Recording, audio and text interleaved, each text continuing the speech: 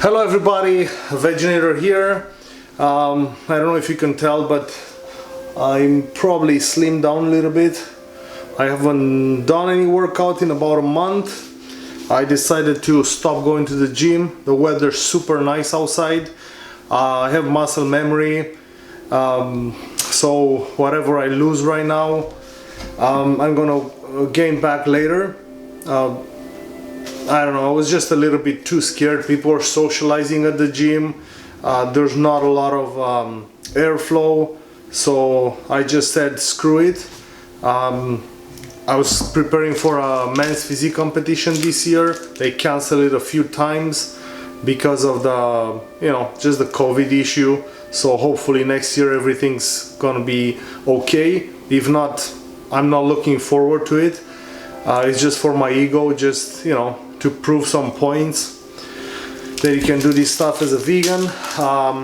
But yeah, I don't think I lost a lot. And also I like this look better.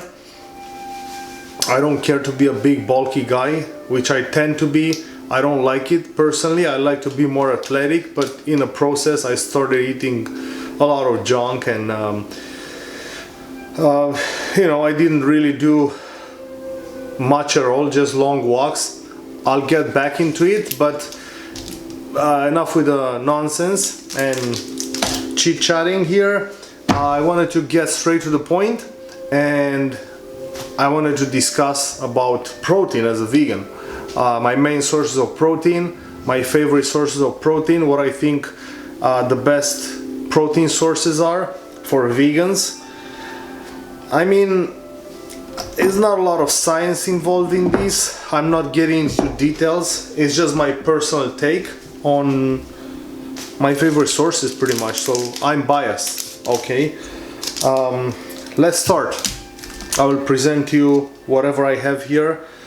Food that has, used mainly as protein, a little bit processed. It's okay. I stopped being that strict lately. So I just want to enjoy life a little bit. My favorite source, it's extra firm tofu, and I've been vegan for over 5 years now, and since the beginning, I guess because I'm a vegan meathead, this stayed as my first choice. And sometimes I just cut the package open, and if you watch my previous video about how I cook tofu or how I eat tofu, sometimes I just eat it as it is, sometimes I cook it, whatever, depends how lazy I am during the day. So this one, the whole thing has about close to 60 grams of protein. Sometimes I don't even absorb that much probably in a meal, but I don't think about it too much. Most of the times I eat like half a pack. And for a quarter of this, it has, let's see, it varies between 11 and 13 grams of protein. This one has 12. So, no, I was lying. The whole thing has about 50 grams. So 12, 24. So 24 grams for half, and 48 for a whole thing, for about 2.5 Canadian dollars. Yeah, very versatile, high in calcium, fairly low in fat. Second source, because it's more expensive, and I was just trying to be as cheap as possible. I haven't been eating tempeh for a long time. I just introduced it and I eat it occasionally. It's awesome. I like the nutty texture, and it's fermented soy product made with whole soybeans, and the protein per for half of this is 18 grams. So half a package, or 85 grams, the protein content is 18 grams. So whole thing 36 grams is perfect. You eat all of these in a meal, that's all you need for protein. But yeah, on average, because this is about, I guess, $4 or $5, is more expensive, has more health benefits than regular tofu, being fermented and stuff. Some people hate it because it's got this weird taste, but I just love it. I'm not picky, so I don't know if you hear my cat in the background meowing there. And okay, now let's get to whole foods. Well, I consider this minimally processed, so they're okay. Tempeh, tofu, and I consider them whole foods anyways. But now something with more carbs. This is red lentils. I love them because they're versatile. You don't have to cook them for too long. And the protein content per half a cup, no, 1/5 of a cup, or 35 grams, is 8 grams. So that's probably, yeah, I'm pretty sure. So 1/5 of a cup, or a little more than an ounce, 35 grams, and it has 8 grams of protein, as I was saying. So I think, yeah, it makes sense. They give you the nutritional values per dry product. I usually do the math per cooked, you know, food and that kind of stuff, because it's kind of confusing. But yeah, usually I could be wrong, but off the top of my head, no, not lentils, legumes have a content per cup cooked of about 17-20 grams. Some they go higher, some are a little lower, but anyways, they're amazing health benefits. Overall, a lot of fiber, whole foods. They have carbs, there's nothing wrong with that, low in fat. So the more you eat, the healthier you get. Let's see, another choice, I forgot to take it out. Just 1 second. Boom, protein powder. This is from Costco. Lean Fit. Organic protein, which is a bonus. And it has, per scoop, just 100 calories, which is low, is awesome. A little bit of carbs and 21 grams of protein. So if I mix it with 1 cup of soy milk, this would be 30 grams of protein, which is perfect for a meal, perfect amount to eat 4 or 5 meals like this a day with 20, 30, whatever, 40 grams of protein. It's gonna be perfect. And you're not gonna be protein deficient. There's no such thing in a modern world, maybe somewhere in Africa where those kids are dying of starvation and they got kwashiorkor or marasmus, which are different variations of protein and calorie deficiencies.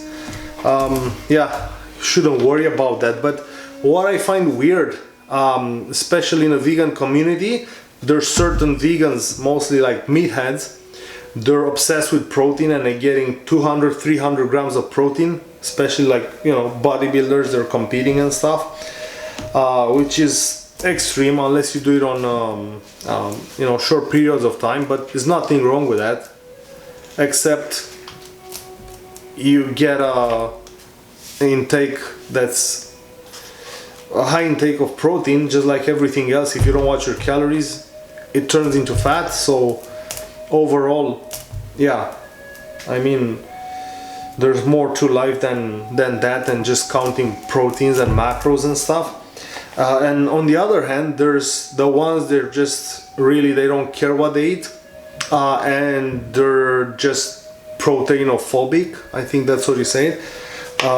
So they're gonna eat freaking mushroom with a salad, and they consider that a meal. Yeah, it's healthy, but on long term, yeah, you can't run away from proteins. You have to include a fair amount of protein, like 50, 60 grams a day, 100, whatever. It's so easy to do. You eat peanut butter and jam sandwiches and peanut butter banana sandwiches, and you get a decent amount of protein. Then you eat some beans, and I mean, it's just food. You don't really have to watch your protein, but don't run away from it. Okay, enough with the bullshit. Here I have Vital Wheat Gluten, which is awesome. So per 100 grams, this is the powder. You make fake meats out of it, and yeah, I just love it. I don't like the process because it's really becomes sticky. It's hard to clean. I'm not the best, making this product, but I enjoy it because it's got this sticky texture. It's firm, and or at least the way I make it. 100 of these is 70 to 75% protein, so it's just pure protein. Of course, if you have celiac disease, or if you're gluten intolerant, if you have some issues with that, and if you're for real intolerant to gluten and you're just not following fads and all that crap, yeah, it's a good thing to have if you're looking for variety. 72 grams of protein per dry powder, and I think per 100 grams cooked, when you cook it in water or whatever, it comes to 20 some grams of protein per 100 grams. So it's pretty good amount. Let's see. Now just secondary protein sources, which, I mean, you find protein in everything, but for example, this is low fat peanut butter powder, and per 2 tablespoons it has 8 grams of protein, so it's about 50 grams of protein, 50% protein, which is a pretty good amount. Also, nutritional yeast is very tasty, high in B vitamins. I forgot the protein concentration. It's pretty high, whatever. Hemp or other nuts and seeds. These, I didn't check, but I remember for 3 tablespoons, the protein concentration is 10 grams. Let's see, am I lying? Yeah, 3 tablespoons. And protein is 10 grams. So omega-3s in these, all kind of good stuff. Now, commercial burgers or sausages or fake meats, I don't have them handy here, but this is something my wife made from a cookbook. I think it's Dr. Greger's cookbook or another good one. And last but not least, I got this Builder's bar. It's vegan, and it's got 20 grams of protein per 68 grams bar, I believe. Yeah, it's pretty light, so it's fairly concentrated in protein. I've been avoiding this for too long, but I don't think if you eat them in moderation, it's such a big deal. Yeah, I was just getting too strict with my diet. However, I was eating more calories than needed just from Whole Foods, which didn't help me at all maintain my weight or lose weight. I'm just getting fatter and fatter. So with a little bit more variety, I can control my cravings and all of that, and I enjoy my life. I enjoy dieting like this. Plus 300 calories. I eat this with an apple. It's not such a big deal. And I forgot one more thing. I have it here in a freezer. Is sprouted bread, and any kind of bread pretty much that's higher quality, more whole. Per slice is 6 grams of protein. It's got a lot of fiber.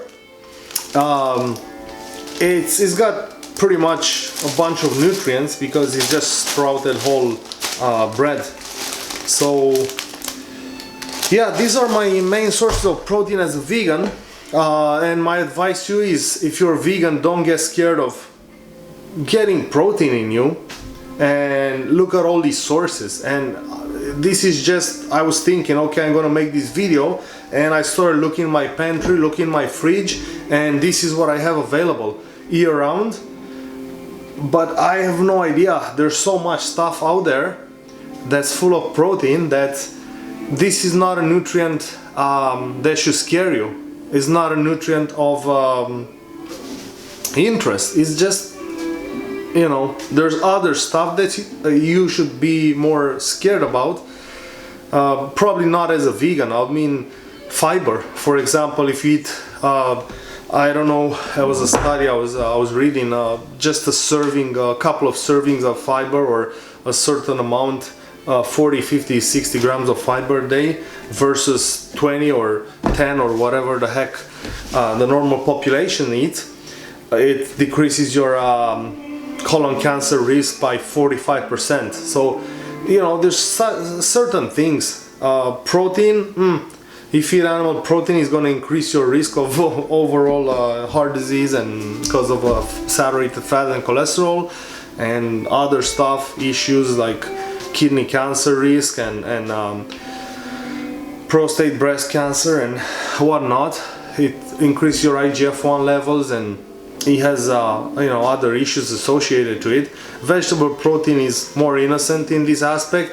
It's also missing a few key, or is lower in certain amino acids that they're abundant in meat, and that come with a series of issues, and they're connected to cancers and other stuff. So vegetable proteins, even if you're not vegan, which I hope you are, but just look of how many sources, and you eat like this, you're not gonna miss on anything, any nutrients. And yeah, this is the way to go. You can eat a surplus of vegan proteins without having an increased risk of cancer and a baggage of you know, other nutrients of concern. And instead you can stay healthy and eat a shitload of protein if you're into that. But otherwise, a fair amount of protein a day. Like at this point, I'm not counting my protein, I don't really care, but even without a workout, I'm maintaining a fairly decent physique, and I'm fine with that. Once it's safe to go to the gym, or once the summer is over and I'm not gonna be able to enjoy nature as much, I will start again yoga and light workouts at home.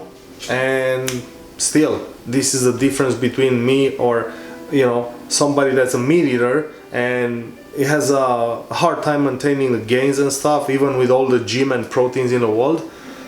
Whereas I don't have the best metabolism or the best physique, and yeah, I have no problems with that. So I hope you enjoyed this video. If you liked it, give me a thumbs up, subscribe, like, share. I hope you know, this will help people switch to veganism and stuff, and answer a few questions about proteins. So stay tuned and see you next time. Cheers.